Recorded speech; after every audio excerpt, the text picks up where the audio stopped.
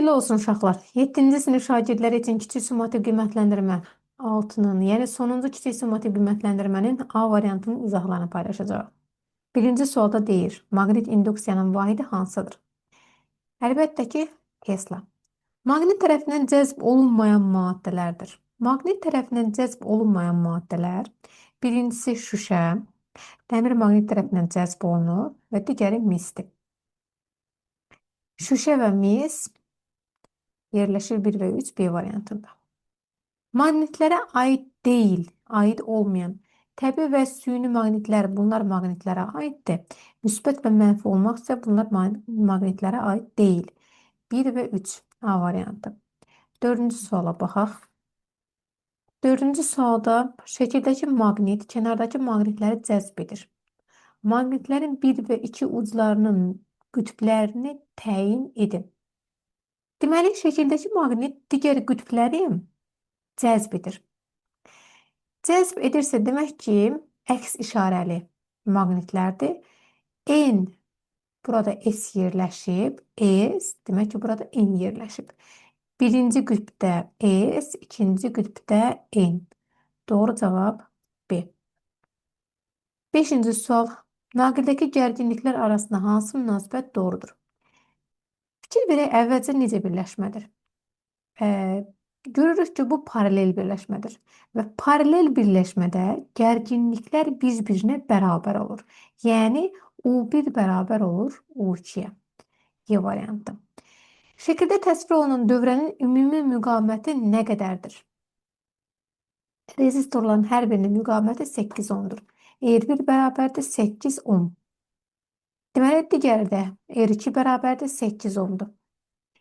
Və ardıcıl şəkildə birləşmədir. Ardıcıl şəkildə birləşmədə ümumi müqavimət R ardıcıl bərabərdir. R1 üzərinə gəlsin R2. 8 üzərinə gəlsin 8, 16, 10. Doğru cavab D. Voltmetr dövrəyə necə birləşdirmək olar? Əlbəttə ki, voltmetr dövrəyə paralel birləşir. Ampermetr isə dövrəyə ardıcıl birləşir. Uzun müddət maqnit xassəsini özündə saxlayan cisimlər sabit maqnitlər adlanır. Maqnit sahəsinin yaratdığı qarşılıqlı təsir necə xarakterlidir? Maqnit sahəsinin yaratdığı qarşılıqlı təsir həm cazibə, həm də itələmə xarakterlidir. Hər ikisi var. C variantı. Davam edək 10-cu sualla. Şəkildəki elektrik dövrəsi təsvir edilmişdir. Müqavimətləri 8 ohm olan, deməli, birincisinin müqaviməti 8 ohmdur. Və ikincisinin müqaviməti isə 4 ohmdur. Daha sonra deyir ki, birinci rezistordakı cəryan şiddəti 6 amperdir. Yəni, bundan keçən I cəryan şiddəti 6 amper olarsa, digərindən keçən cəryan şiddətinə müəyyənləşdirməliyik. Burada cəryan digər istiqamətdə axır. Onu düzgün göstərək. Çünki gəlir və sola doğru axır. Deməli, ardıcıl birləşmədir. Ardıcıl birləşmədə cəryan şiddətləri bilirik ki, bir-birlərinə bərabərdir. Yəni, I1 bərabərdir I2-yə. Əgər birincisindən keçən cəryan şiddəti 6 amperdirsə, digərindən də mütləq I2 bərabərdir 6 amperə bərabər olur. Doğru cavab Y. Şəkildə maqnit əqrəbinin aldığı vəziyyət təsvir edilir. Maqnit induksiya vektoru O nöqtəsində hansı istiqamətdə yönələr? Maqnit induksiya vektoru O nöqtəsində əlbəttə ki, N-dən S-ə doğru, yəni bu istiqamətdə. Yuxarıya doğru D variantı. Maqnit sahəsinin maqnit əqrəbinə göstərdiyi yönəldici təsirə görə hansı fiziki kəmiyyətin istiqaməti təyin edilir?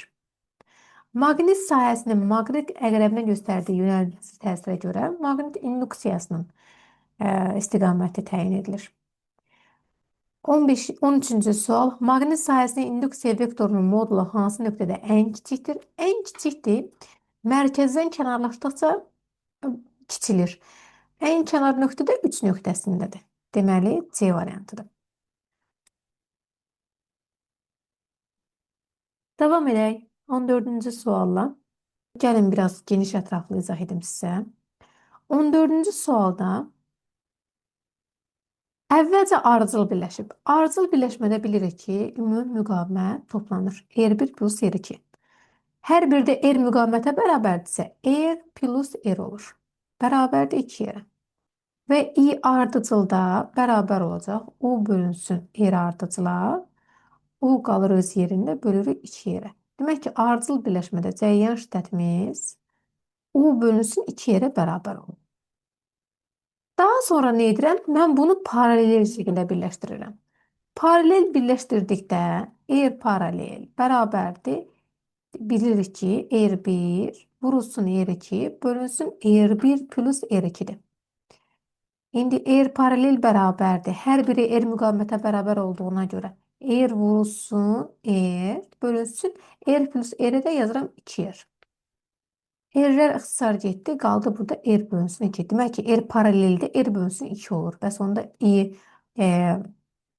cərəyan şiddəti niyə bərabər olacaq? I paralel bərabər olacaq. U bölünsün R'dir. Yerinə qoysam U bölünsün R bölünsün 2'ye. Bu da bərabər olacaq 2U bölünsün R-ə. Deməli, birləşdirək indi artıq. Birincisində tapdıq ki, I ardıcıl bərabərdir U bölünsün 2R. İkincisində tapdıq ki, I paralel bərabərdir 2U bölünsün R-ə.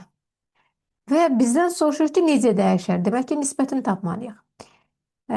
I ardıcıl bölünsün I paralel bərabər olacaq U bölünsün 2R vurulsun tam əksi 2U bölünsün R-ə. U'larım ixtisar getdi, R'lərim də ixtisar getdi. Qaldı burada 1 bölünsün 4. Demək ki, 1 bölünsün 4 4 dəfə azalmış olacaq. Belə. Amma bizdə burada deyir ki, yəni paralel qoşulduqda necə dəyişər? Demək ki, R paralel, I paralel yazaq. I paralel bərabərdir 4I ardıcıl. Paraleli soruşursa 4 dəfə artacaq. Doğru cavab Y. Oy.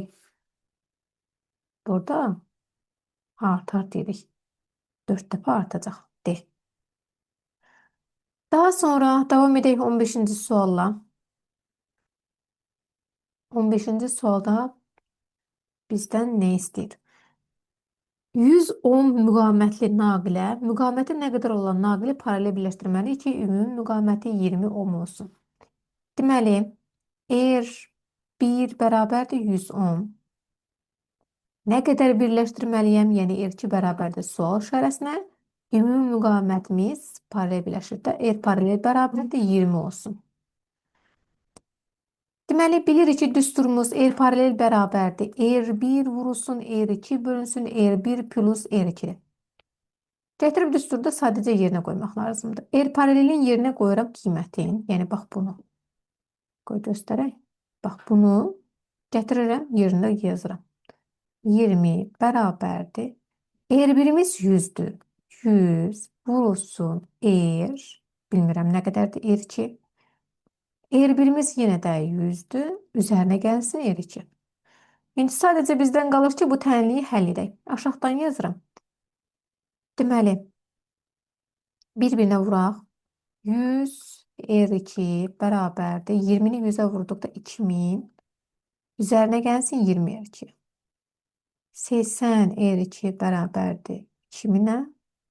R2 də bərabərdir. 2000'i 80'ə böldükdə 1-0 buradan ixtisar gedir. Qalır 25. Demək ki, R2'miz 25 ohma bərabər oldu. Belə. 16-cı sualla davam edək. I1 ampermetrin göstərişi, yəni A1 ampermetrin göstərişi I1 bərabərdir 4 amperdir. Yazaq buradan. Bunları silirəm artıq. I1 bərabərdir 4 amperdir. R1'imiz bərabərdir 3 ohmdur. R2'miz də bərabərdir 4 ohmdur. Və bizdən A ampermetrin, yəni bax buradakı I ümumini yəni soruşur ki, nəyə bərabər olar? Baxın, deməli bizdə nə var əlimizdə? R1'imiz bərabərdir 3 ohmdur. R2'miz də bərabərdir 4 ohmdur. I1'imiz bərabərdir. Yəni I1 bərabərdir 4 amperdir və bizdən I2-ni soruşur ki, nə qədərdir? Yuxarıda biz gərginliyi əvvəlcə taparıq. Gərginliyimiz yəni U1 bərabərdir I1 vurulsun R1-ə. 4 vurulsun 3, 12 volt. Sonra aşağıdakını taparıq. U2'miz bərabərdir I2 vurulsun R2'ə. Amma bir şeyi yadımızdan çıxartmayaq. Yuxarıdakı gərginliyimiz nə qədərdirsə, aşağıdakı gərginliyimiz də həmin qiymətə bərabər olacaq. Çünki paralel birləşmədir. Yəni U1 bərabərdir U2'yə, o da bərabərdir 12 volt. Demək ki, aşağıdakının da gərginliyi 12 volta bərabər olduğunu bildik.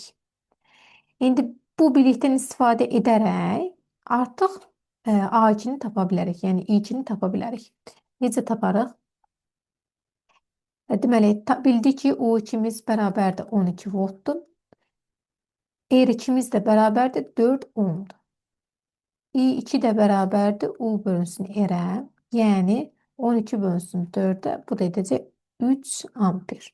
Demək ki, I2 cəryan şiddətimiz də 3 amperə bərabər olacaq. Amma bizdən onu da istəmir. Bizdən istəyir ki, ümumilikdə bax bu ampermetrin göstərişi nə qədərdir? Deməli, I1'imiz nə qədər idi? Artıq son hissəni buradan yazıram. I1'imiz bərabər olmuşdu 4-ə. I1 bərabərdir 4 amper idi. I2 də bərabərdir 3 amperdir. Və I ümumi bərabərdir. Ümumi ampermetrimiz, yəni ümumi göstərişimiz nəyə bərabər olacaq? I1 plus I2'yə. Yəni 3 plus 4-ə edəcək 7 amper. Demək ki, ümumi ampermetrimizin göstərişi 7 amperə bərabər olur. Belə, bu qədər uşaqlar bu şəkildə sizinlə 16 suallıq KSG 6'nın suallarını izah etmiş olduq.